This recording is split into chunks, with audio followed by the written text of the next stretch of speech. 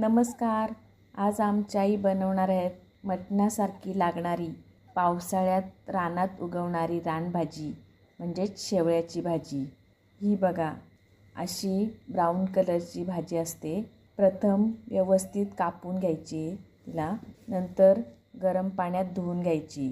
त्याचबरोबर रानातूनच आणलेला हिरवा पाला भाजीबरोबर टाकतात. त्यानंतर हळद, मसाला, धणे पावडर टाकून पुन्हा शिजवण्यासाठी पाणी टाकावे व भाजी छान शिजवून घेतली. इकडे सुनबाईंनी वाटण्यासाठी कांदे खोबरे चुलीतून भाजून घेतले व आलं लसूण टाकून त्याचं वाटण बनवलं. शिजलेली भाजी थोडी एकजीव करून घेतली.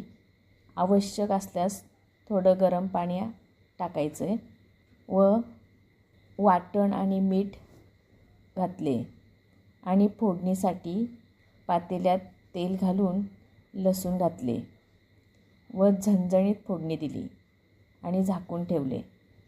महत्त्वाचे म्हणजे या भाजीला खाज असते, पण सुरुवातीपासून धुण्यापासून ते शेवटपर्यंत जे पाणी आपण आवश्यक असल्यास टाकतो, पूर्ण गरम पाणी वापरल्याने भाजी खाजत नाही. आवश्यक वाटल्यास चिंचगूळ घालू शकता. ही भाजी नक्की करून पहा. रेसिपी कशी वाटली ते कमेंटमध्ये नक्की सांगा. धन्यवाद.